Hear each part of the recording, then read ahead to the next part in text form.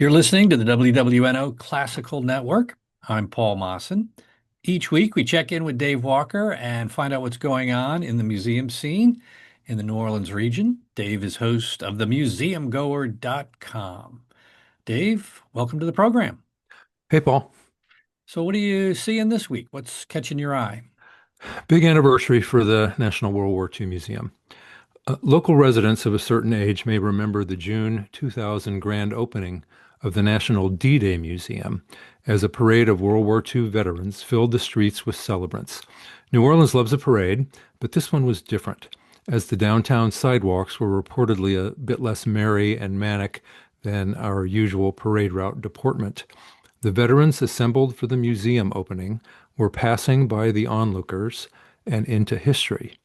Because of its dedication to those veterans, the D-Day Museum, co-founded by Gordon H. Nick Mueller and historian Stephen E. Ambrose, was an immediate hit and quickly shifted into expansion mode. Hurricane Katrina was a setback for us all, but the museum's mission to tell the stories of the citizen soldiers and homefront workers who helped the Allies win the war never dimmed. Conceived as a small lakefront museum on the University of New Orleans campus to recognize the role local boat builder Andrew Higgins played in the war, preserve the first-person accounts Ambrose gathered in his book research, and house the artifacts those veterans would give to him. The D-Day Museum became the National World War II Museum and then became a premier tourist destination, a place where people come from all over the world to learn the story of how the war was won and its meaning today, nearly 80 years after it ended. The anniversary commemoration activities begin tonight with a Meet the Curator event detailing the museum's impact on the neighborhood it calls home. That one sold out. So moving on, a launch reception and presentation for Preserving the Legacy, Creating the National World War II Museum, a new book by Mueller, is scheduled for 4:30 p.m. Thursday, June 5th. The presentation will be offered online at 5:30, and Mueller was a recent guest on Susan Larson's The Reading Life here at WWNO.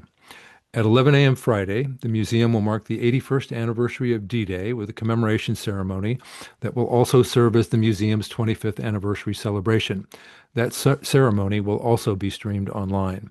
At 7:30 Friday at the Orpheum Theater, the museum and the Louisiana Philharmonic Orchestra will partner on a multimedia experience titled The Eyes of the World from D-Day to VE Day. And from 9 a.m. to 5 p.m. Saturday, the museum will host a Family and Member Day to further mark the 25th anniversary.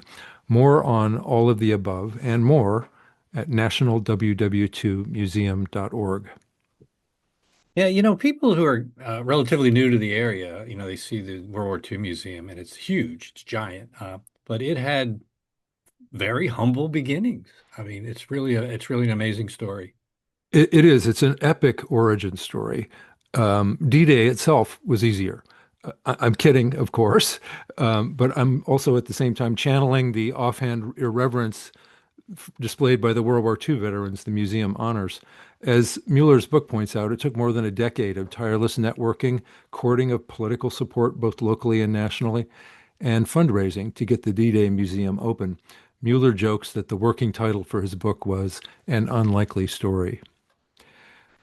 In other local museum news, the Whitney Plantation will launch a virtual book club at 3 p.m. Thursday. The inaugural title is Lee Hawkins' memoir, I Am Nobody's Slave, How Uncovering My Family's History Set Me Free. More at whitneyplantation.org.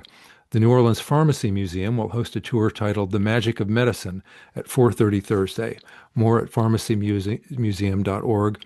The Museum of the Southern Jewish Experience will host author Richard Kreitner at 6 p.m. Thursday for a discussion of his new book, Fear No Pharaoh, American Jews, the Civil War, and the Fight to End Slavery. The event will be offered in person and online. More at msje.org. And Friday, the Historic New Orleans Collection will open The Trail They Blazed, an exhibit exploring the history of the civil rights movement in New Orleans. More at hnoc.org. Once again, a lot of activity going on. And if you want more information on anything we've talked about and other museum related information, check out Dave's website at themuseumgoer.com. You can also check out a video of our conversations each week as well. And Dave, thank you so much. We'll see you next week. Thanks, Paul. See you then.